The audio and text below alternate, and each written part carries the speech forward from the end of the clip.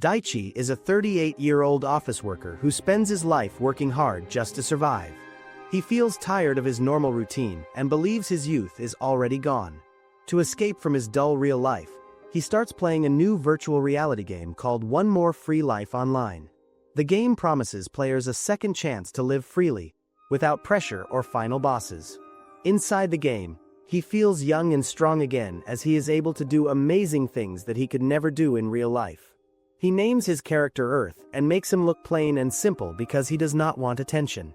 Earth does not plan to become famous or strong. Since Daichi has a real job, he can only play for 2 or 3 hours a day. He worries about slowing others down in teams, so he decides to play alone. When choosing his special abilities, he picks weak and unpopular ones on purpose. He believes that if his character looks useless, no one will bother him. He chooses skills like medicine, kick, bow, sneak, and enhanced physical ability. The medicine skill seems pointless because healing potions can easily be bought from NPCs. The kick skill looks basic with no special combos or powerful hits. The bow skill is known to miss often, making archery difficult. The sneak skill drains his magic quickly, and enemies can still spot him easily. The enhanced physical ability gives only tiny improvements to speed and crafting, making it almost useless. With these poor choices, Earth becomes one of the weakest players in the game, but that suits him perfectly. He only wants to play peacefully at his own slow pace. When he first logs into the game, the world is filled with players exploring and chatting. A girl tries to sell him some gear, but soon a flashy knight arrives and starts mocking him for being an archer. The knight calls him worthless and humiliates him in front of others. Earth feels awful but decides not to fight back. He realizes that archers are not respected in the game, yet he keeps his calm and moves on. Later, he goes to the training hall to practice his archery. He watches other players hit targets with ease, which inspires him to try. But he quickly learns that his aim is terrible. His arrows miss again and again, hitting the ground instead of the target. Still, he refuses to give up and keeps practicing until he finally reaches level 5. Feeling proud of this small success, he tests his kicking ability and finds it stronger than before. He also tries his wind spell and is surprised by its accuracy compared to his bow. Ready to explore, Earth enters the field area, which is crowded with new players hunting monsters. He plans to collect herbs for crafting potions, but none of the players can identify what they pick. After many failed tries, Earth finally manages to appraise some herbs and discovers that one of them is poisonous enough to kill a person. He gets angry that the game developers added such a deadly plant in a beginner area but is relieved that he found out before using it. He buys a beginner's medicine-making kit and starts crafting potions. To his surprise, he successfully creates a healing potion and then a healing antidote. Once he makes something once, the game allows him to make more of the same item easily. He knows that NPCs sell potions cheaply, so he worries that players will ignore his handmade ones. Even so, his medicine skill keeps improving, reaching level 7. Feeling more confident, he goes out to hunt monsters. He fights a creature called a rabbit horn. His first arrow misses, and the creature attacks, but Earth manages to hit its paw and follows up with a knee strike and a strong kick. To his surprise, he defeats it and realizes that his kicking skill is actually better than his archery. 2 players named Zwei and Millie appear and introduce themselves. They find his fighting style funny and ask to be his friends. Earth accepts, and Zwei jokes about forming a comedy duo. After they leave, Earth continues training. He notices that rabbit horns are clever and can detect him easily, but when he combines his sneak and wind skills, he can finally take them down more easily. After some time, he logs off because he has work the next day. The next morning, he eats tasteless bread and decides to cook his own food in the game. His first dish turns out bad, scoring only a 2, but he keeps trying and improves. His second dish tastes great, and after more experiments, he makes one that scores a 7. The smell attracts other players, and they beg to try his food. Earth decides to sell it for a high price, and to his surprise, people happily buy it. He spends the whole evening cooking and levels up his cooking skill to 20, unlocking a faster cooking ability. Later, he tries crafting his own bow since good ones are hard to find. His first attempt is weak with low attack power, but his second bow is much better. Using multiple wooden parts and polishing them carefully, he makes a stronger bow with higher attack stats. He upgrades his armor too, giving his plane look a small boost. Checking his stats, he feels satisfied but notices his money is almost gone. To earn more, he places some food and potions in a vending machine for sale. After some days, Earth becomes stronger and can defeat tougher monsters using his handmade weapons and skills. When he checks the vending machine, he finds thank you notes from players who liked his products. His small business is growing nicely. But soon, chaos hits the game. A strange event happens, and NPCs stop selling potions. Players panic and rush to find healing supplies. Zwei tells Earth that NPCs claim to be out of stock, which means his vending machine is now the only place to buy potions. Crowds of players gather around his vending machine, begging to buy. To manage the situation, Earth limits how much each person can buy and raises the price. No one complains because they are desperate. The thank you notes are replaced with impatient ones telling him to restock faster. His friends come to help. Zwei controls the crowd, and Millie takes payments. But soon, Earth runs out of herbs and cannot make more potions, so everyone agrees to come back the next day. Then the same flashy knight from before appears again, demanding all of Earth's potions. Earth refuses, saying they belong to the players who need them most. The knight threatens him, but Earth stands firm. He warns that if people keep behaving selfishly, NPCs might stop selling weapons next, forcing everyone to depend on each other. The knight ignores him and challenges him to a duel. Zwei begs Earth not to accept, but Earth cannot tolerate bullies. He agrees to fight. The knight attacks first with a strong blow, but Earth dodges smoothly. Observing his opponent carefully, Earth finds a weak spot and shoots an arrow straight through the knight's neck, ending the fight. Earth wins and the crowd cheers. Feeling proud, he promises everyone that he will make more potions soon. After a long day, he logs off, smiling to himself. He knows that some arrogant players might quit, but he feels happy that he stood his ground and earned respect the right way. Several days pass after the potion shortage incident, and the world inside the game changes completely. Players now realize how important the medicine skill truly is. Since even the NPCs can run out of supplies, many decide to study medicine themselves. Earth logs in again and thanks Zwei for inviting him to join a guild. Zwei introduces him to the other members. The first one is Reiji, second is Nora, lastly, there is Kazamine. When Earth tries to introduce himself, everyone interrupts him, talking excitedly about how he defeated the shiny knight earlier. Observing the group, Earth realizes their lineup is a bit uneven. With 4 melee fighters, Zwei explains that Millie, their mage, can use many kinds of spells, and Nora can also heal. Their first mission is to hunt a wild bear, and everyone seems very confident. When they finally reach the hunting grounds, they see a group of wild bears. Using Earth's long-range vision skill, they target one bear to attack together. Earth fires the first arrow into the bear's neck. Chaos breaks out. Reiji steps in quickly, drawing the bear's attention since he has high defense. Reiji keeps the bear busy while Earth hides in the bushes. Nora slashes at the bear whenever she gets a chance. However, the bear's skin is too thick, and their attacks do little damage. Seeing that things are getting dangerous, Earth decides to take a risk. Using his real-life experience and quick thinking, he aims an arrow at the bear's eyes. The shot lands, but the bear barely reacts. Out of options, Earth activates a wind magic spell that boosts his speed for a few seconds. He dashes forward, driving an arrow deep into the bear's head. Millie follows up with another powerful fire spell, and together, they finally bring the monster down. After the battle, Earth cooks a meal for the group to celebrate. The food tastes amazing, and everyone is impressed. They ask if making such good food is expensive, but Earth explains it isn't about money. The real challenge is that recipes can't easily be shared. Crafters spend lots of time, effort, and creativity to make them perfect, and even if someone follows the same recipe, the results often differ. Hearing this, Zwei and the others decide Earth should always cook for them at a cheap price. Earth doesn't want to, but they all agree anyway, laughing and adding him as their friend. His first adventure with a team ends happily. Sometime later, Earth goes monster hunting alone. After defeating one creature easily, he gets overconfident and enters a forest by himself. He attacks a giant ant, but his arrow barely scratches it. The ant quickly calls for backup, and a swarm of them appears. Earth kicks one, but the ant reflects the damage, paralyzing him.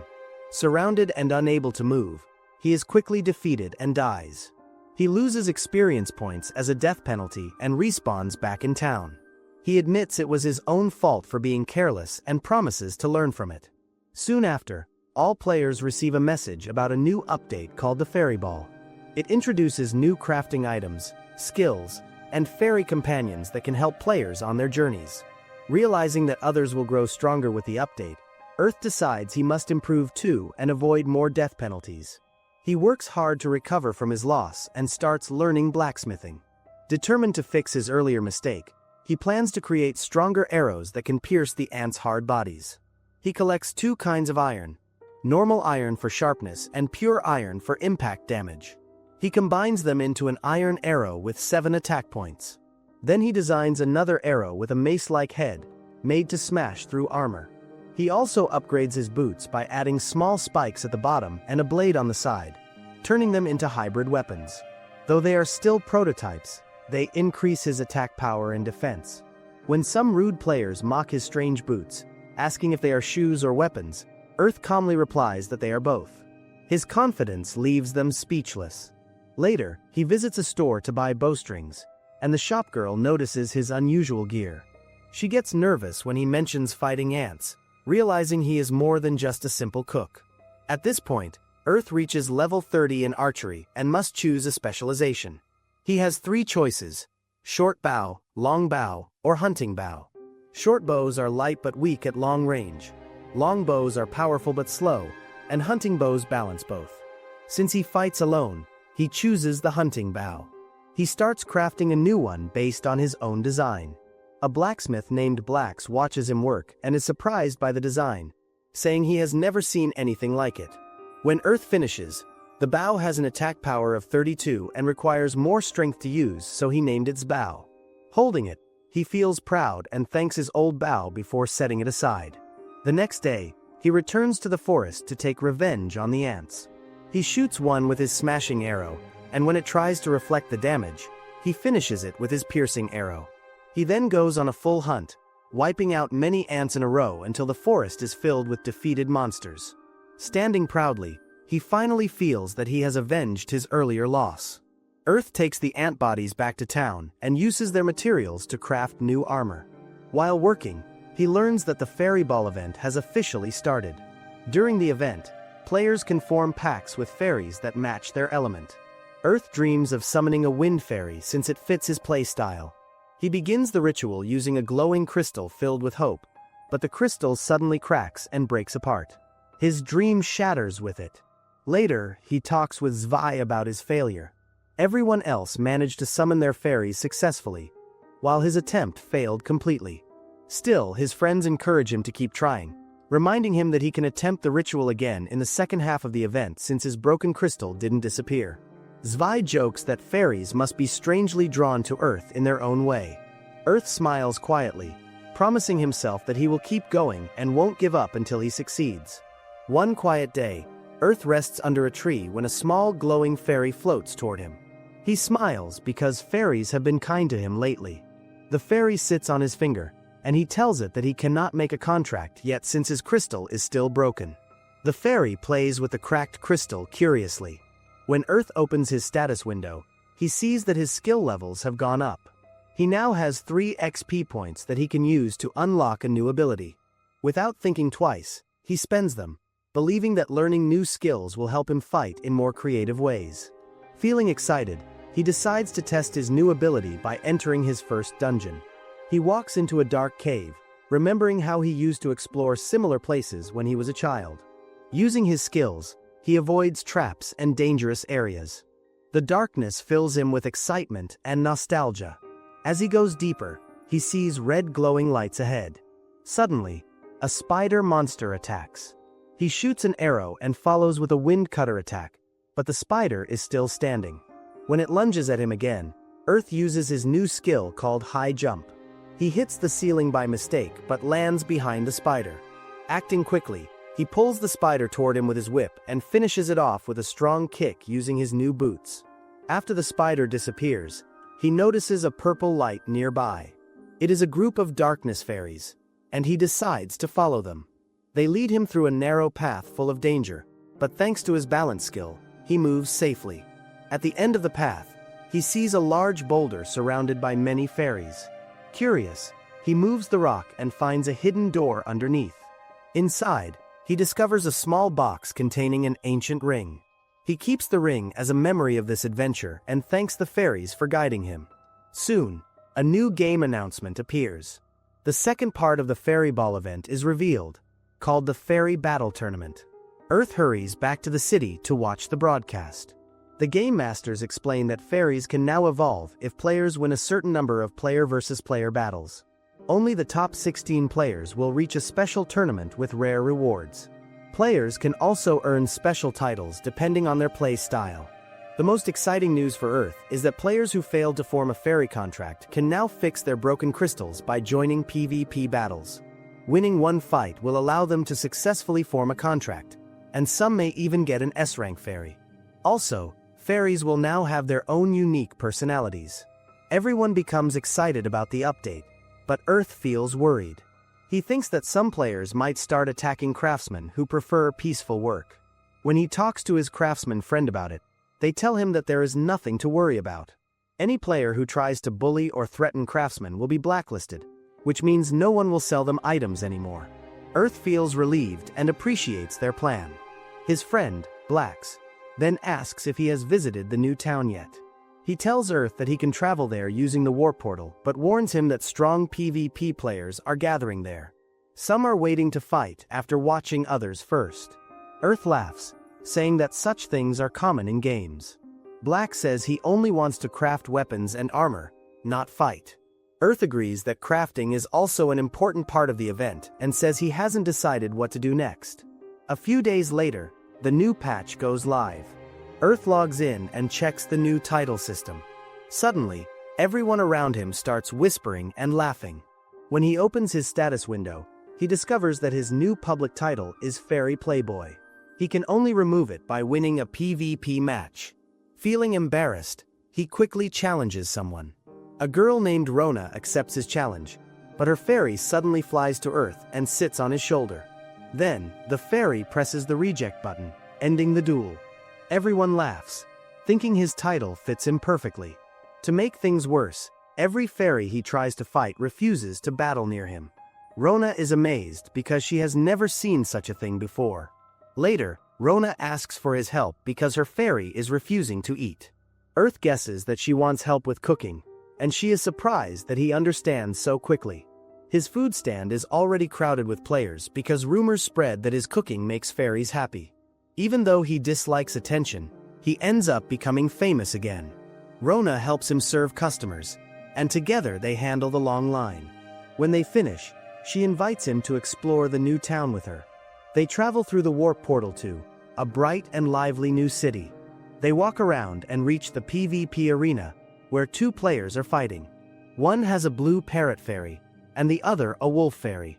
The battle is intense, but soon the wolf fairy refuses to follow its master's orders. The parrot attacks with lightning, and its master wins easily. Earth explains that the losing player is a slave fairy user, a term for people who abuse their fairies to make them stronger.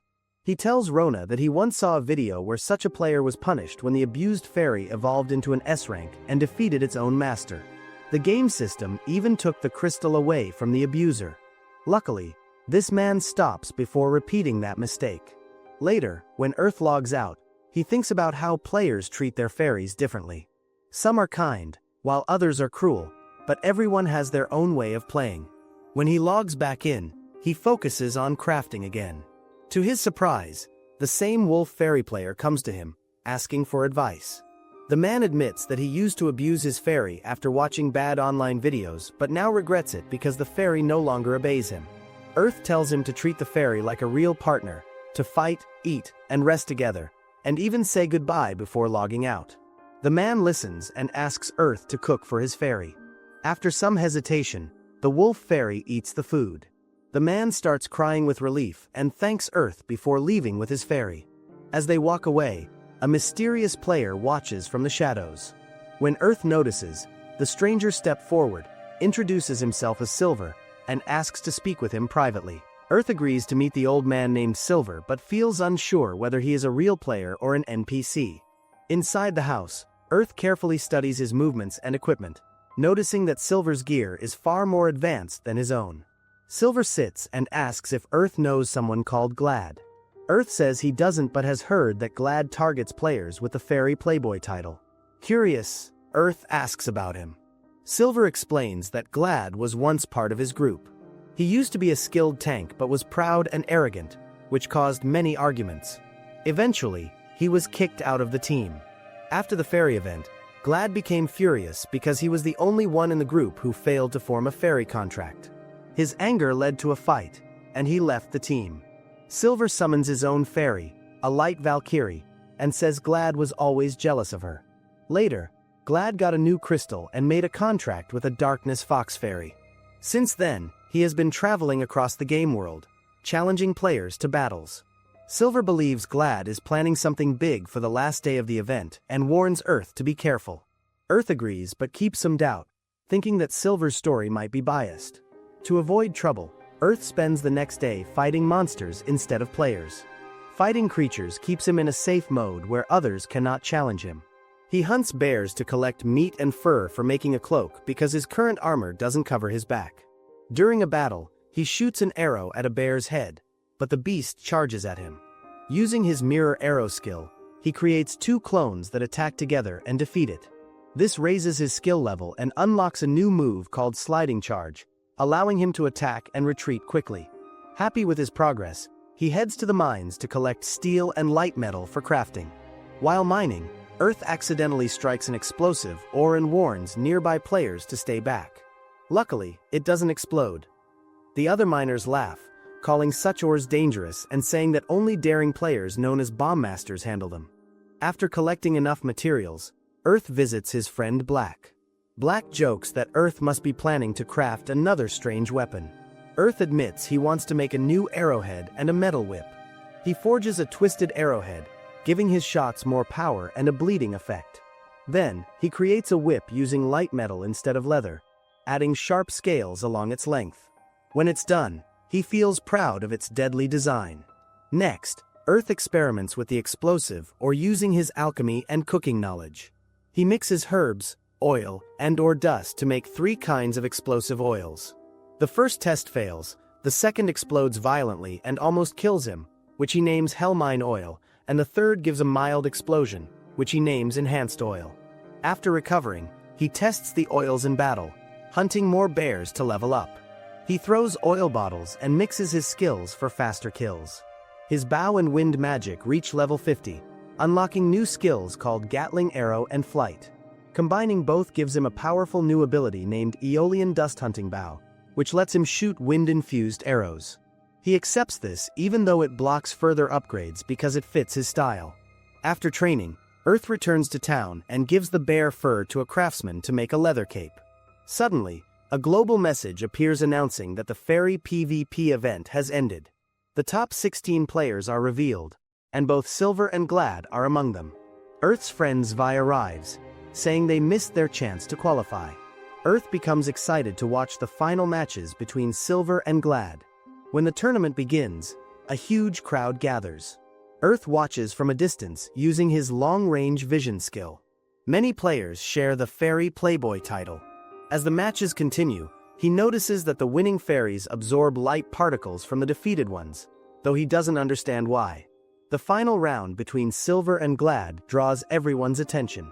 Glad starts the fight confidently, while Silver stays calm. Their battle is fierce, both showing great skill and experience. Silver's fairy paralyzes Glad, but Glad breaks free using wind magic and commands his darkness fox to attack. The fox releases a fiery blast and defeats Silver, making Glad the winner. Suddenly, the fox begins to glow and transforms into a humanoid fox girl. Glad is thrilled but soon shocked when she refuses to obey him. She explains that her evolution is part of a test to find the next ruler of the fairy race.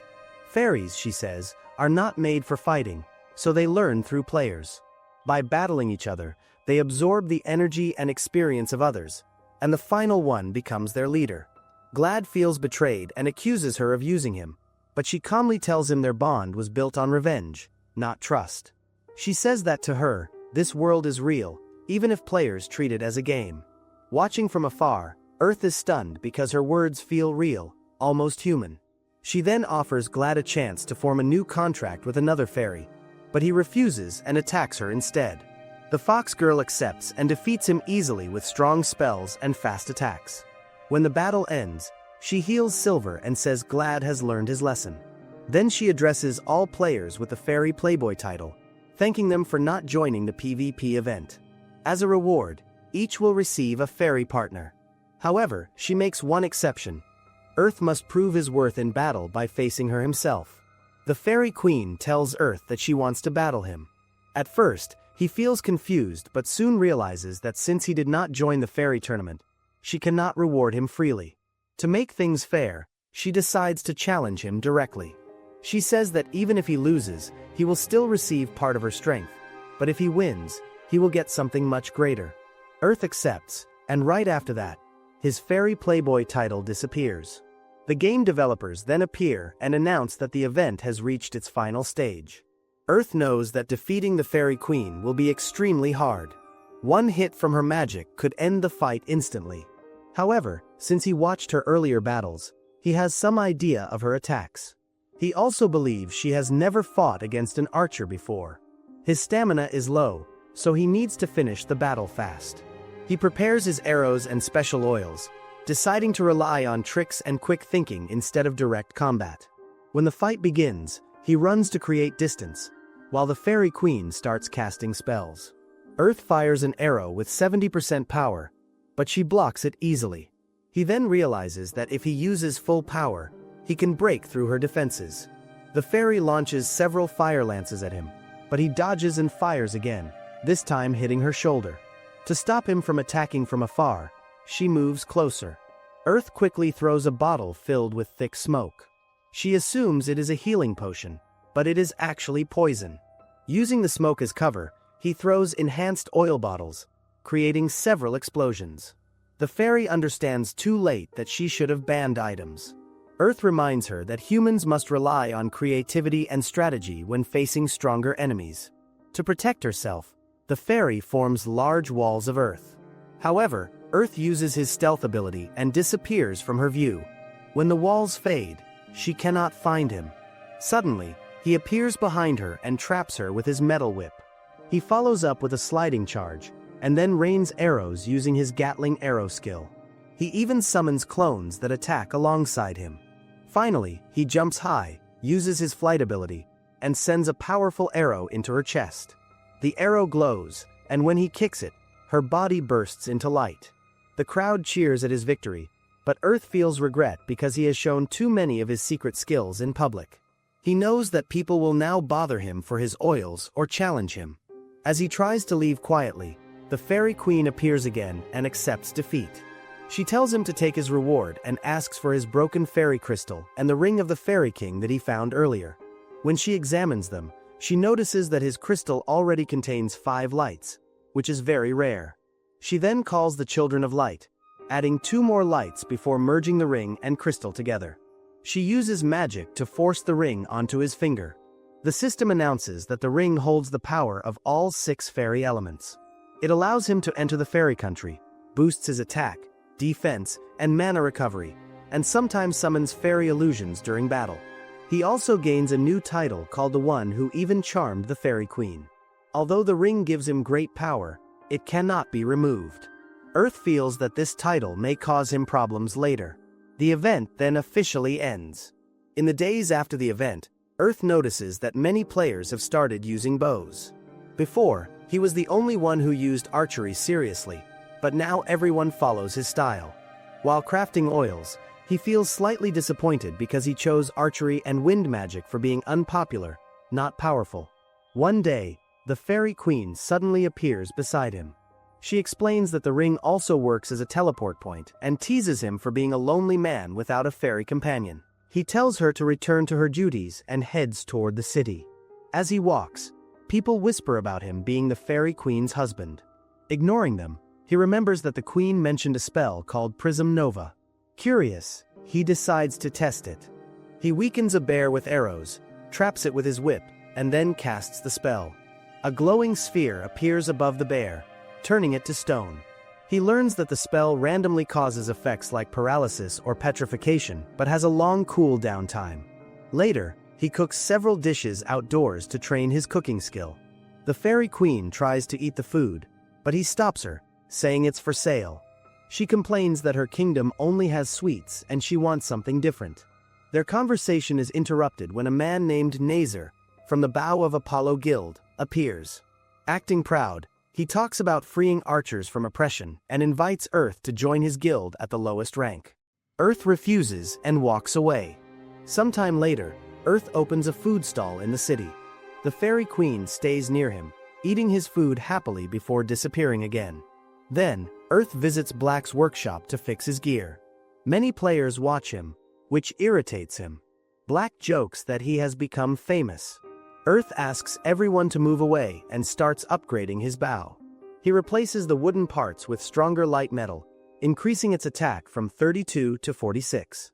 He also reforges his bladed shoes, replacing the side blades with claw-like spikes that improve both defense and attack. Finally, he collects his new cloak from a crafter girl who surprises him by selling it at a normal price despite its high quality. Before testing his gear, he gets a message from Ayam, the leader of the Bow of Apollo Guild. When they meet, she apologizes for Nazar's behavior, explaining that he used Earth's fame to attract members. The guild punished Nazar by demoting him.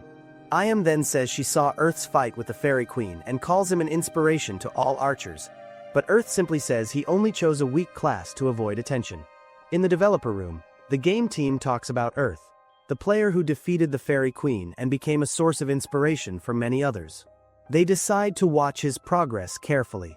Around this time, Earth's friend Wei introduces a new status effect called Break Arms. When this effect hits a player, they cannot hold a weapon for some time, and if the damage to their arms reaches more than a quarter of their total health, they either become paralyzed or turn to stone. Soon after, the developers announce a new dungeon called Challenge from the Departed. It has random floors full of traps, and the goal is to reach the 10th floor. Earth knows this dungeon will be dangerous, so he decides to make a small shield. He realizes that depending only on dodging won't help much in tight spaces. The small shield fits well with his bow, allowing him to block and shoot easily. Using the materials he has collected, Earth also starts building a new advanced compound bow. He uses blueprints from the real world to make it more powerful. Black, his craftsman friend, is surprised when he sees the bow has 38 attack points despite its low bow score. Earth explains that the arrows are expensive, so he only made this version for testing. He is already planning an even stronger weapon but has to design that one himself. Earth works all night on his next creation, a special shield that hides a small bow inside it. The shield turns into a compact ranged weapon with a small scope for perfect aim. When the grip is released, it changes back into a normal shield. This invention fits Earth perfectly, letting him fight even if he is hit by the break arms effect. Later, Earth goes to the new dungeon and meets a strange group dressed like Power Rangers. Their Black Ranger is missing because of illness, and they need someone to fill in. They ask Earth to join them since he is alone, and he agrees. When they enter, the Rangers get excited and rush forward, but Earth stops them. He senses danger and scans the area, finding 15 deadly traps just in the first room. He takes the lead carefully, guiding the team through the traps. The Blue Ranger thanks him, and the Red Ranger says he always believed in Earth's strength, especially since he is known as the Fairy Queen's partner. After clearing the first section, Earth lets the Rangers take charge. They face skeleton monsters and handle the battle well. Earth feels relieved because he can now focus on disarming traps. By the time they reach the 3rd floor, the enemies grow stronger. The Pink Ranger decides to fight alone, defeating a few monsters, but the Axe Fighter notices that his weapon has no effect. Earth quickly explains that these monsters are immune to physical attacks. Using his wind-powered arrows, he wipes out the remaining foes. When they find the path to the 4th floor, 40 minutes have already passed, and their time limit is only 1 hour. They decide to aim for the 5th floor instead of the 10th. As they move on, Earth suddenly feels something is wrong. A voice cries for help in the distance. The Rangers rush to assist, and Earth reluctantly follows. The moment they enter, a trap shuts the door behind them, forcing them to fight waves of skeletons. Earth checks for traps and, finding none, unleashes his full strength. The Rangers also use their flashy special moves, and soon the room is cleared. When time runs out, the dungeon sends them back outside. The Red Ranger asks about Earth's level. Earth admits he is above level 20, though the truth is he has already passed level 30. They share their rewards, add each other as friends, and go their separate ways. Earth later realizes that to clear higher floors, he must improve his trap disarming speed. He decides to create a tool that boosts his thief skill. Black helps him upgrade the device, making it even better than Earth imagined. Motivated, Earth continues crafting a large number of arrows for his next dungeon attempt. While he works, the Fairy Queen suddenly appears again, looking upset. She says giving out crystals was easy, but answering players' questions annoyed her so much that she fought and defeated them repeatedly. To amuse herself, she jokingly adds a marriage certificate to Earth's task list. Earth is completely puzzled and immediately refuses. Later, she tries one of his new meat buns and is amazed by the taste. Earth proudly tells her that his cooking skill has reached level 50, which lets him use a steamer for the first time. She is happy to be his first tester. Feeling sympathy for her stressful life as a queen, Earth decides not to push her away this time. However, she soon gets too comfortable, calling him her husband. Earth is left wondering if allowing her to stay close to him was a terrible decision. Earth spends several days working hard inside the new dungeon, constantly crafting new tools to improve his disarming and lock-picking skills. He often makes mistakes, triggers traps, and dies many times, but he never gives up. Through his persistence, he finally reaches level 50 in his thief skill. Upon leveling up, he faces a major decision between two evolution paths: the Superior Thief or the Benevolent Thief. The Superior Thief offers higher success rates and better overall performance in stealing and disarming. The Benevolent Thief, however, gives the ability to steal valuable items from monsters and deal greater damage during surprise attacks, though it requires far more experience to master. After careful thought, Earth chooses the Benevolent Thief path, believing it will suit his adventurous play style better. He continues to train his trap disarming skill, and soon his success rate improves noticeably. To test his new abilities, he begins running through the same dungeon floors repeatedly. He learns that the skeleton monsters are drawn toward light. Using this knowledge, he decides to move in complete darkness, depending only on his night vision ability to guide him through the maze-like halls. This clever method helps him avoid unnecessary fights and allows him to advance much faster through the dungeon. Eventually, he reaches the 9th floor with only a few minutes left before the dungeon timer ends. He rushes through the narrow corridors until he enters a massive room filled with deadly traps. The stairs to the final floor are visible right across the chamber, but he has no time to deactivate the traps safely. Knowing that hesitation means failure, Earth takes a bold leap. Using his high jump skill combined with the fly ability, he glides across the air, narrowly dodging several traps. Still, he doesn't reach far enough and lands on a pressure plate that triggers a weapon trap. He quickly rolls away, barely avoiding the sharp projectiles. With only seconds remaining, he sprints toward the staircase and makes it just in time. To his confusion, the timer suddenly freezes at 2 seconds, and he isn't teleported out of the dungeon. He drinks some potions to heal and tries to understand what happened. It seems like the system might have counted him as the first player to finish all 10 floors, so it allows him to continue further. As he walks down a long flight of stairs, a mysterious voice suddenly calls out to him. Startled, Earth asks who it is. The voice introduces itself as Andre, a knight from the Empire who once led an army into this very dungeon. Andre explains that his mission was to explore and clear the dungeon, but the traps and monsters wiped out his entire force. He was the only survivor who reached the final chamber, but it was empty and without air, leaving him to die a slow, painful death. Later, his spirit was cursed and turned into a skeleton knight, forced to guard the dungeon for eternity. Wanting to prevent others from suffering the same fate, Andre destroyed the final chamber himself. Earth feels sympathy for the knight, admiring his sense of honor even after becoming a monster. Andre then reveals that he is waiting for Earth at the bottom of the staircase and admits that he wants to die. Shocked, Earth asks why, and Andre explains that he can no longer bear the pain of his existence. His soul is breaking apart, and he fears losing his humanity completely. He begs Earth to release him from his curse.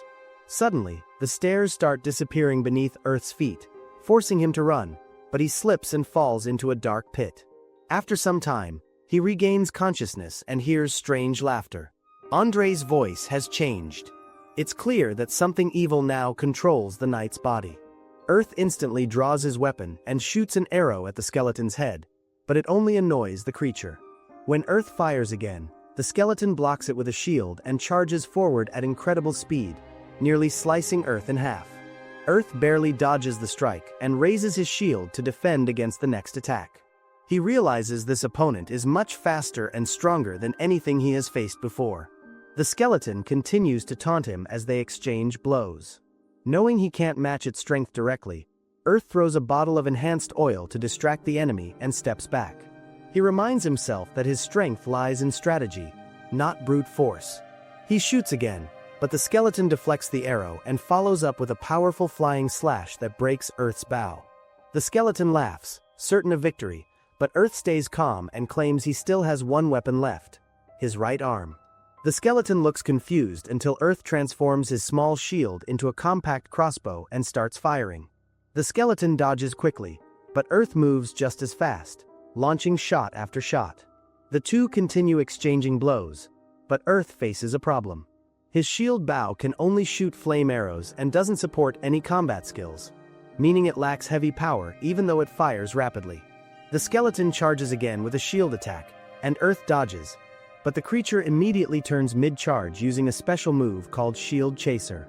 It slams Earth against a wall, stunning him.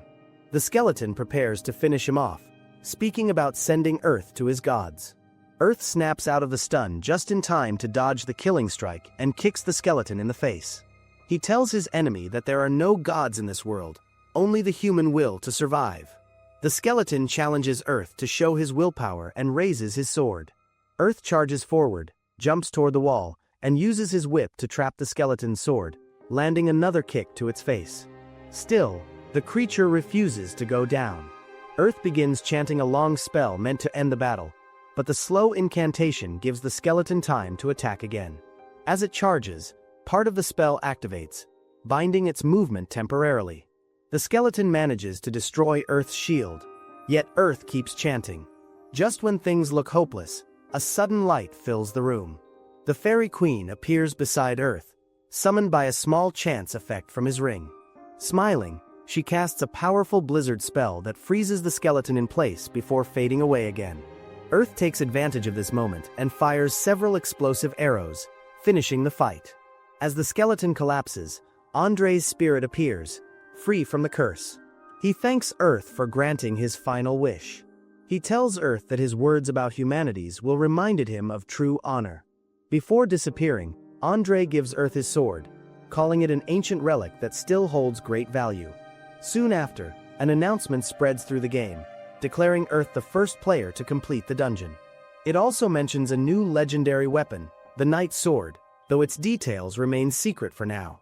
Later, at the blacksmith shop, Earth examines his equipment. Both his shield and whip were destroyed in the battle. Unable to repair them, he decides to rebuild only his small shield for now, preparing for whatever challenges come next. In a dark control room, the game developers are preparing a report. The female developer notices that their AIPNOEA seems to be enjoying itself. The male developer explains that this behavior might be because of its connection with Earth, the player. Meanwhile, another AI, PN1EB, complains about being bored, but the man calmly says they only need to wait a little longer. In the game, Earth meets Zvai's group, who are planning to clear a dungeon. He thanks them for inviting him, and Zvai explains that two of their usual members, Nora and Kazamine, are absent. They need a thief who can also deal damage, so they invited him. Earth worries because Millie is the only healer, but she assures him they invited another healer too. Zvai says the new healer is running late. The others warn Earth that the newcomer has a rude attitude and that he should just ignore her behavior. Soon, the new player, Eliza, arrives and acts disrespectful right away. Zwei scolds her for being late and tries to introduce her to Earth, explaining that she is a talented magician. However, Eliza mocks Earth, calling him weak. Earth stays calm and says she will see his skills inside the dungeon. Inside, Earth begins unlocking doors and disarming traps. Rona says bringing him along was a good decision because the dungeon is full of traps. Earth explains that even though most traps are common, some are deadly enough to kill instantly.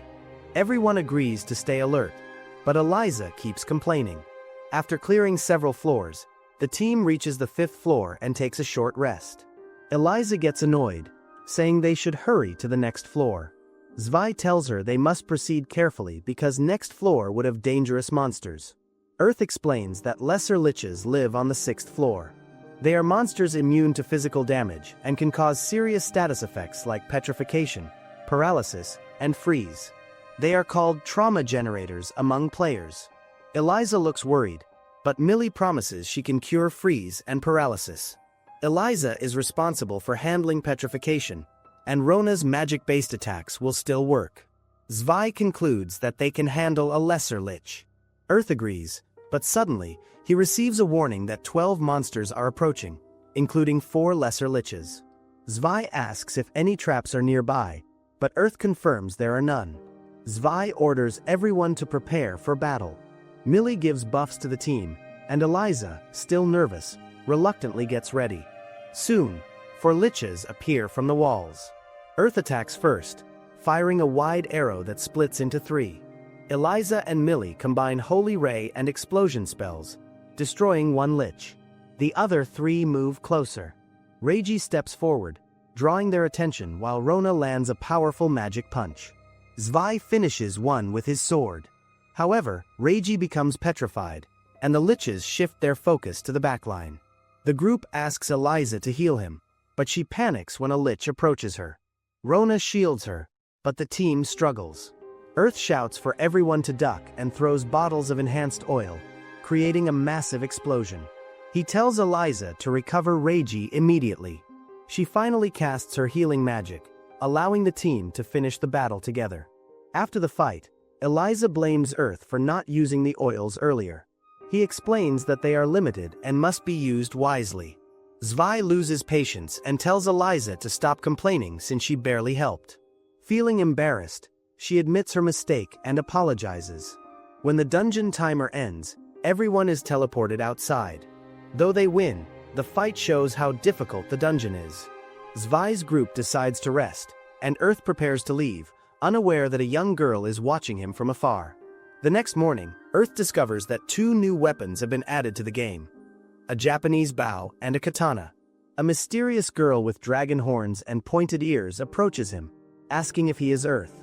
She claims to be the Fairy Queen's younger sister. Curious, Earth asks her purpose. She replies that she wants to taste his lips. As usual, Earth reacts by smacking her on the head, which she oddly enjoys. She laughs and says now she understands why her sister likes him. She mentions that her sister also told her he is a great cook. Earth tries to leave, but the girl insists on following him, saying she rarely gets the chance to go outside. He ends up showing her around the city. They visit shops, and when Earth asks a crafter girl if she can repair his damaged cloak, she tells him it's too broken to fix. Instead, he asks her to craft new armor using wild bear fur and some silver. She agrees to make a reinforced leather set that increases his defense by 70 points. Meanwhile, the dragon girl grows hungry, so Earth cooks her a steak. She enjoys it greatly, eating as much as her sister does. Earth wonders if she is also a fairy, but she refuses to answer. When he asks her name, she stays silent, so he decides to name her Ryu, meaning dragon horns. She smiles and says he is the only one allowed to call her that. Before leaving, she promises to visit him again. Later that day, the city loudspeakers announce new changes to the game's skill system. Players can now evolve their skills into arts, but to learn the most powerful ones, they must focus on one play style. Those who specialize in physical attacks can only learn advanced physical arts, while magic users must stick to magic skills. Even crafters are affected, and their skill paths will be limited too. Earth worries this system might cause problems. Black, the blacksmith, tells him they have a month to reset their skills and warns that if Earth doesn't, he may face trouble in battles. Earth thinks about it. If he focuses only on physical attacks, he could become stronger, but he prefers keeping his balanced style because he finds it more enjoyable. Black is glad, saying most other crafters have switched to fighting, leaving him lonely. Earth laughs, thinking that making people happy through food is also his strength, and he doesn't want to lose that. He later visits the crafter girl to see his finished armor. She says it turned out well because he brought excellent materials. The armor not only raises his defense but also increases durability and mental strength. When she offers to buy his old armor, he refuses, saying he wants to destroy it himself out of sentiment. She smiles and asks him to take good care of the new set, and he agrees. As Earth leaves, someone calls out to him. He turns around and finds the fairy queen, looking serious. She apologizes and casts a barrier around them. She explains that he will never be able to form a contract with any fairy. Earth is confused, but she tells him it's not because the fairies dislike him. It's because they love him too much. She reveals that she had planned for him to choose a fairy companion from among 6 S-rank fairies. However, when the news spread, almost 80% of the fairy kingdom gathered, begging to form a contract with him. The queen says allowing one fairy to partner with him would cause chaos in her realm, so she cannot permit it. Earth accepts the situation calmly, saying challenges make life interesting. The queen calls him strange but kind and decides to give him a gift instead. She holds his hand and grants him 2 special techniques created by the fairy ruler. The first, 7 falling stars, increases damage if he lands 7 bow shots within 30 seconds. The second, sacrifice bow, allows him to shoot a powerful arrow that destroys his bow and costs almost all of his health and mana. She warns him to use it wisely and keep it secret. Before leaving, she tells him that the fairy kingdom will soon be unlocked in the upcoming update and invites him to visit. Earth agrees and shares homemade food with the fairies.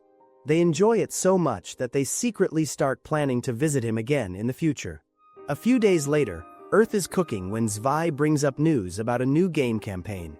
Earth says it is big news, but one of Zwei's guild members looks confused, so Earth explains everything. He tells them that there are 3 other VR games besides their own: a fighting game, a shooting game, and a mecha game. Each one needs a different VR helmet, but now all the companies have joined together to make a single helmet that works for all games. They also plan to give out free 15-day passes to players, starting on the same day the Fairy Kingdom update launches. Zwei thinks this will bring many new players to the game. As they talk, Zwei tries to sneak a piece of steak, but Earth hits him on the head and says the food is for customers. Then Earth tells Nora that she can hit anyone who tries to steal food.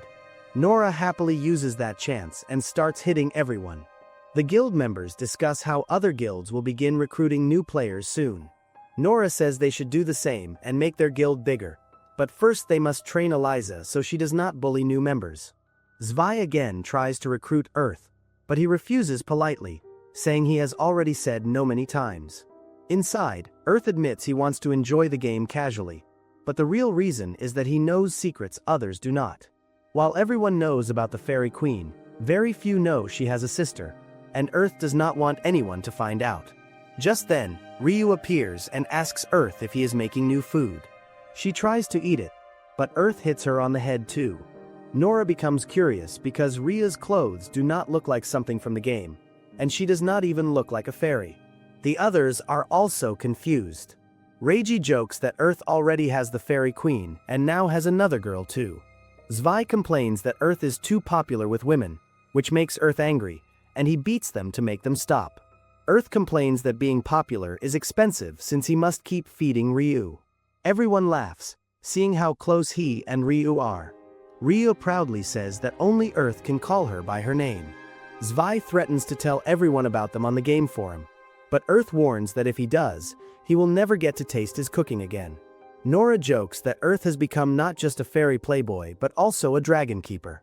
Earth laughs it off but starts worrying about what will happen when the Fairy Kingdom officially opens.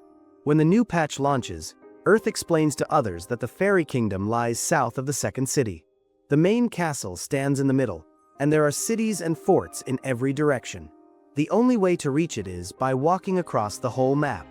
When Earth finally reaches the northern fortress, He is amazed by its large walls but shocked to see the long line of players waiting to enter. While waiting, a man walks up and asks to see Earth's ring. Earth shows it, and the man immediately recognizes it as the Fairy Queen's ring. He says the Queen has called for Earth and asks him to follow. Everyone around starts whispering, thinking this is a special event. Soon, a huge blue bird called Pikasha lands in front of them. The man explains that only chosen people can ride it and tells Earth to get on. Earth greets the bird politely, climbs on, and feels its soft feathers that work as a safety cushion.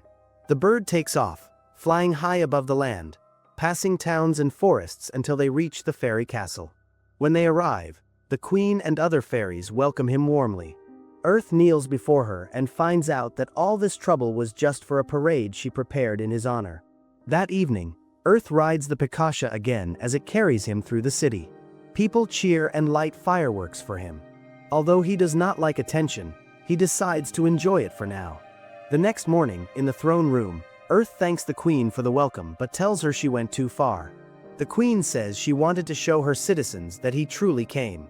She also mentions that many people believed she planned to keep him for herself. Earth knows that is not just a rumor. She steps closer to him, reading his expression and teasing him by asking if she should really keep him. The ministers quickly stop her and tell her to behave. The Queen laughs and says Earth can continue his life freely in her country. Earth agrees, saying he will return to being an adventurer starting the next day.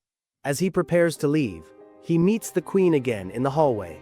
She asks where he is going, and he says he is heading to an inn to rest. She then casually suggests that he should sleep in her room instead. Earth laughs nervously and quickly jumps out of the window to escape. He knows he probably looks like a thief, but that is fine since he has the thief skill anyway. He travels to a southern forest town, which has fewer players, and decides to make it his new base. He accepts a quest to hunt 8 high rabbits and finishes it surprisingly fast. When he returns to a bar, the people there are shocked. A woman asks if he met any thief birds, and when he says yes, she lets him use her kitchen. He happily agrees to pay and starts cooking. He explains that the bar's first floor is for quests, and the second floor is for rooms. After tasting the meat, he feels proud of the flavor. He makes grilled thief bird skewers that increase speed and rabbit steaks that fill hunger. The locals watch him with excitement, wanting to eat too. Earth says he will cook for them if they pay, and soon the whole bar is full of people loving his food. For the next few days, Earth enjoys his time there, completing missions and cooking for everyone. He even drinks and laughs with the locals, having a good time until one evening when a girl rushes in and tells him to hide. The barmaid pushes him under a table just as a noblewoman enters. She says she has heard about Earth's cooking and demands that he become her personal chef. Earth feels suspicious, thinking she only wants to use him. The barmaid lies, saying the man already left for another town. The noblewoman does not believe it but finally leaves, promising to find him later. After she leaves, the barmaid apologizes, explaining that she did not expect that woman to notice Earth. She also reveals that the Queen told them who Earth was but asked everyone to pretend they did not know, to protect him. She says she understands that Earth prefers to be treated normally. The barmaid also explains that the noblewoman is spoiled by her powerful father and causes problems for everyone. Earth thanks her and says he will leave the town soon to avoid more trouble. The locals feel sad, but he is glad he could make them happy with his food. Earth finally reaches the southern city after traveling all night with his new bear companion. He feels sorry for making the bear run for so long, but the bear brushes it off, saying he's fine. As they move through the city streets, Earth notices lively music everywhere. People are singing, dancing, and playing instruments. He wonders if there is a festival going on, but the bear explains that each city in the fairy kingdom represents a different art form. The north supports literature, the east is for painting, the west focuses on sculpture, and the south celebrates music. Earth finds it interesting but decides to rest instead of exploring since he is tired. The bear recommends a nearby inn, and when they arrive, the innkeeper gladly welcomes them both. Earth is confused when the innkeeper calls his friend Zayton, but the bear laughs shyly, saying that's just his nickname. Once in his room, Earth falls straight into bed, happy to have support from a fairy with a noble title. After logging out and getting some rest, He logs back into the game the next day. However, when he tries to get up, he finds himself unable to move. He first thinks it's a bug, but then realizes something strange is happening under his blanket. When he peeks underneath, he finds the fairy queen sleeping next to him. Shocked, he begs her to let him go, but she refuses, saying she knows he'll run away if she does. Suddenly, the innkeeper opens the door and freezes in disbelief at the sight. Zayton also enters and bursts into laughter, joking about Earth sneaking a girl into his room on his first night. Earth insists that it's not what it looks like, but the queen refuses to move. Everyone in the room soon realizes who she is, their queen. Before anyone can react further, the fairy queen's dragon sister Ryu arrives, asking what she is doing there. The queen says she came to apologize for the trouble caused by the noblewoman in the southern fortress. She also reveals that both the woman and her father have already been punished. Curious, Earth asks what kind of punishment she gave. The queen happily explains that she teleported them to a desert and defeated them 30 times in a row, reviving them each time, and finally demoted the noblewoman to a simple soldier. Everyone is shocked by how harsh she is, but Ryu only laughs, saying her sister has finally shown her scary side. Earth doesn't let the punishment bother him. He says that despite the noblewoman's behavior, the rest of the fairies have treated him well, and he still respects them. This makes the queen overjoyed, but Ryu pulls her away by the ear, scolding her for acting weird. After they leave, Zayton comments that Earth must be lucky since both the queen and the dragon seem close to him. The innkeeper then tells Earth that fairies once fought against other races, and Dragonians were their biggest enemies. They agree to keep Ryu's identity a secret to avoid panic. Just then, a woman named Karen Fenrir arrives, begging for Zayton's help. She says her daughter Mina went for her daily walk but never returned. Zayton notes that the Fenrir family can transform between human and wolf forms, so it's strange she could be captured. Karen believes something serious must have happened. She shows them her daughter's picture and offers a big reward to whoever finds her. Zayton accepts the job, and Earth volunteers to help too. They set off together into the forest. As they search, Earth senses monsters nearby. A group of goblins attacks, but he takes them down quickly with his bow. Zayton praises his skills, and together they track the area on Earth's map, finding more enemies clustered ahead. Using his long-distance vision, Earth spots Mina surrounded by goblins. They make a plan. Zayton will fight up front, while Earth supports from afar. They jump in, and after a fast battle, they rescue Mina safely. Zayton pours a healing potion on her wounds, and she thanks them for saving her life. Earth asks why she didn't transform into her wolf form during the fight. Mina says she smelled something sweet before the attack and lost consciousness. When she woke up, she couldn't transform no matter how hard she tried. Earth gives her a potion to test something. After drinking it, she suddenly transforms into a wolf. Earth realizes that she must have been poisoned, and the potion worked as an antidote. He tells her to change back into her human form and ride on Zayton's back while they return. After they leave, Earth stays behind because he senses something suspicious. He calls out to whoever is hiding in the bushes and throws an explosive potion at the spot. A man jumps out angrily, asking why he attacked him. Earth explains that he knows the man was behind the goblin attack and the poisoning of Mina. The man lunges with a knife, but Earth dodges instantly and knocks him out with a kick. He realizes this man is human, but not a player. Earth thinks about how dangerous this could be. If word spreads that a human tried to harm fairies, it could lead to a war. He defeats the man, hoping this will prevent a bigger conflict. Zayton and Mina soon return, saying they wanted to see if he caught the culprit. They thank him again and head back to Karen. She is overjoyed to see her daughter safe and rewards both of them with 100,000 gold each.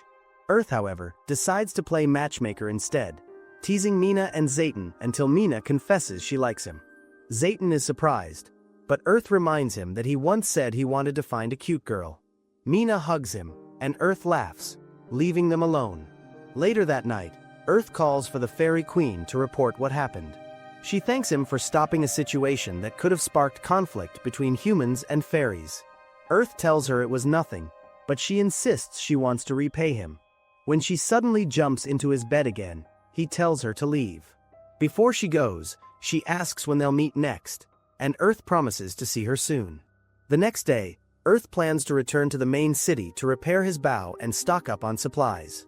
Zayton steps out of his room, and Earth teases him about Mina. Mina appears just then, and it turns out Zayton is moving in with her at her family mansion. Earth congratulates him, and they bump fists before saying goodbye.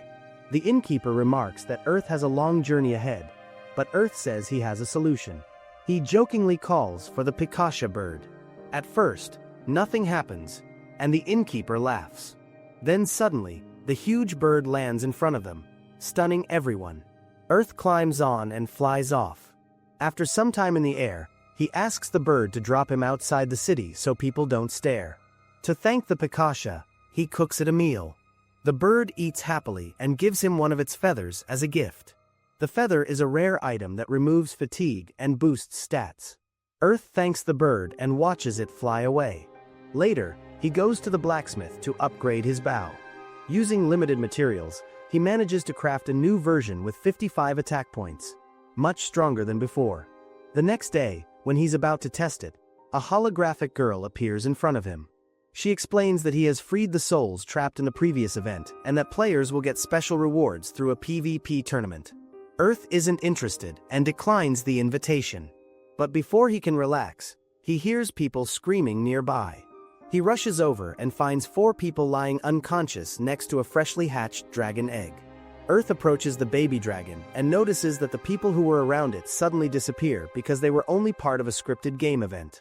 The little dragon cries, and feeling sorry for it, Earth decides to take care of it. However, the dragon keeps making noise because it is hungry, so Earth feeds it some beef jerky. After the dragon eats happily, Earth starts thinking about taking it back to the main town, but realizes it might cause chaos. He chooses to stay in the fairy kingdom for now and goes out to hunt more food while testing his new bow. Later, he cooks some stew for himself, but the baby dragon eats all of it, leaving Earth amazed at its endless hunger. When the dragon finally falls asleep, he wonders how to manage its appetite. He calls the fairy queen to ask for advice, and she is shocked to see the dragon. Earth explains what happened, and the queen tells him that this is a serious matter. She explains that wild dragons are not like the draconian race that learns to control their powers and live peacefully with others. The red dragons, she says, are the strongest kind and belong to the royal bloodline. Earth then realizes the danger of the situation if the royal dragons discover their princess is missing. Suddenly, a fairy arrives to warn them that a group of red dragons is flying toward the kingdom. The fairies panic, and the queen becomes anxious, knowing they could destroy everything. Earth and the queen go to a wide-open field and soon see 2 massive red dragons landing near them. The father dragon demands to know if Earth kidnapped his child. Earth stays calm and tells him that he only found the dragon and saved it from danger. The father dragon does not believe him at first, but Earth's honest tone convinces him to give him a chance to prove his words. The dragon asks Earth to return his baby. The queen feels worried for him, but Earth slowly walks forward and carefully places the baby dragon on the giant claw. Seeing his child safe and unharmed, the father dragon relaxes. After reading the baby's memory, he realizes Earth is telling the truth. He thanks Earth for his kindness and offers to grant him one wish. Earth only asks the dragons not to blame the fairy kingdom and to forget that they ever met. The dragons agree and then fly away peacefully. The fairy queen thanks Earth for saving them and invites him to her castle as a reward. But Earth says he has work to do in town. She calls a Pikasha to fly him there and promises to keep everything secret. Earth heads to the East Fortress and visits the Adventurers Guild, only to find that there are no available jobs. An old woman nearby offers him a job at her inn. Earth accepts and works as a waiter, running around serving food, cleaning dishes, and even cooking by himself. He becomes exhausted but manages to finish the shift. The woman thanks him and pays him, leaving Earth surprised by how much he went through in one day. He thinks it was fun and starts imagining opening his own restaurant someday before going to sleep. Meanwhile, in the real world, the game developers discuss their project. The leader mentions that 2 artificial beings, EA and EB, are starting to develop emotions. EA has learned to laugh, and EB has learned anger. The other developers are shocked since these beings were not supposed to act like humans. One female developer says Earth seems like an interesting player and even reveals that she plays the game too. The team decides to keep the project running longer to observe the changes. Back in the game, Earth receives news about the PvP tournament and finds out that Silver has won. He feels happy that Glad finally faced defeat and enjoys the calm breeze in the virtual world. He reflects on his time in the game, realizing that all the quests remind him of his childhood adventures. He regrets becoming inactive in real life and wishes he could take better care of himself. Still, he feels grateful for all the fun and friendships he has made. Soon after, the Fairy Queen summons Earth to her eastern palace. She claims she called him because he might feel lonely without her. Earth gets annoyed by her silly reason. A green-haired man nearby introduces himself as a wild green dragon. Earth feels surprised since wild dragons usually avoid other races. The dragon explains that green dragons can transform into humans and help other dragons communicate with different races. He then tells Earth that the baby dragon princess has stopped eating and only eats half of what she should. Even worse, she keeps asking to become human. Both Earth and the Queen are shocked. The Queen guesses that it might be because of Earth's cooking. When he admits that he once fed the princess gourmet steak, the dragon asks to try it. After tasting Earth's food, the dragon finally understands why the princess refuses to eat anything else. The Queen enjoys the food too, eating alongside him. Earth gets annoyed that they are eating so carelessly during a serious discussion. The dragon apologizes and requests Earth to send more food to the princess. Since Earth has no ingredients left, the dragon flies off to collect them. Once Earth finishes cooking, the dragon takes the meal and flies away. The Queen then tells Earth that the dragons might have started interacting with fairies because of him. Feeling troubled, Earth quietly sneaks out the window, realizing he may have caused more problems again. In the Dragon Palace, the royal family watches their little princess happily eating Earth's human food, with her father commenting on how well it is cooked. The Dragon Lord watches his daughter and feels amazed by Earth's great talent. He decides to try cooking some steak himself, but it turns out terrible. As he thinks about getting permission to visit Earth, another green dragon secretly watches him from outside the window. That dragon soon flies away and turns into a human. Meanwhile, Earth wakes up in his room at Eastern Inn with the Fairy Queen sleeping beside him. Angry and embarrassed, he lifts her up and slams her down, leaving a big bump on her head. When he tries to leave, the Queen stops him, so he ties her up and walks out. On the streets, guards bow to him, which still feels strange to him. He thinks about improving his fighting skills, but is interrupted by a green dragon named Emil. The old dragon asks if he is Earth, but Earth denies it, not wanting to deal with another dragon. He tries to walk away, blaming the baby dragon for causing all this mess. He only wants to live freely as an adventurer, not as someone's personal cook. However, the Fairy Queen appears again and exposes him to the dragon. The elder tries to grab him, but Earth quickly jumps away using his skill and runs. Both the dragon and fairy chase after him, so he rushes into a nearby inn and demands a room. After locking himself inside, he falls onto the bed, deciding to leave the fairy kingdom for good. The next morning, Earth learns from the innkeeper that the Queen has issued an arrest warrant for him. He sees posters all over the city saying he broke the Queen's heart. Angry and betrayed, he storms into her castle where the Queen and the old dragon wait for him. He tells the Queen that she went too far and demands that she remove the fairy ring she gave him. Then he turns to the dragon and declares that he will not cook for them anymore. The dragon refuses to listen, thinking Earth should obey him. But Earth stands his ground and prepares to fight. The dragon takes him outside and turns into his dragon form. Earth attacks first using an arrow twister, but it bounces off the dragon's scales. The dragon strikes back with strong claws and wind attacks, knocking Earth around. Still, Earth keeps fighting with his bow, using stronger and faster arrows. His shield breaks, but he drinks a potion and stands again. The dragon charges a fire attack, so Earth flies toward its mouth using wind power and throws exploding oil bottles. The dragon roars in pain, and Earth fires a powerful skill called 7 Falling Stars. The arrows explode, but the dragon survives and blows him away with a strong wind. Earth hides behind a rock, barely alive, and decides to use one last move called Sacrifice Bow. He fills his weapon with his will and fires a final arrow. The dragon blocks it with a barrier, but Earth keeps pushing until it breaks through and hits the dragon's body. The bow vanishes afterward, and Earth thanks it for fighting beside him. The dragon still lives, so Earth runs forward with a final explosion, ending both of their lives. The game developers watching the battle feel amazed by how far Earth goes. Some think about changing the rules, but others argue that players need freedom. They respect Earth for facing death bravely even though it feels real. Earth's soul watches the scene, expecting to respawn soon. Suddenly, several red dragons appear and revive him instead of the green one. Earth is shocked, but they explain that the green dragon had become cruel and even forced the fairy queen to issue his arrest warrant. They say they plan to punish him, but Earth defeated him first. The Red Dragon King rewards Earth with 800,000 gold, dragon scale armor, and a mysterious bow. The new bow hides its stats, and the king explains it only reveals them to a worthy user. After the king leaves, Earth wears the armor and calls for his Pikasha mount, who flies him back. He hides his armor with a fairy cloak and visits the queen. Her servants say she has been deeply sad since their fight. Feeling guilty, Earth goes to see her. She apologizes, and he admits he was wrong for not trusting her.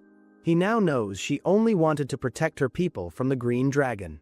The queen still feels guilty and offers to grant him a wish.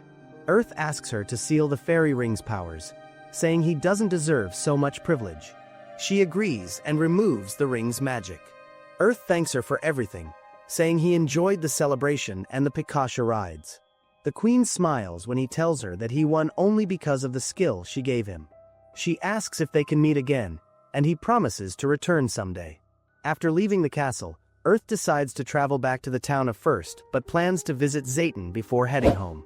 If you'd like more of these, make sure to like and subscribe the channel for more.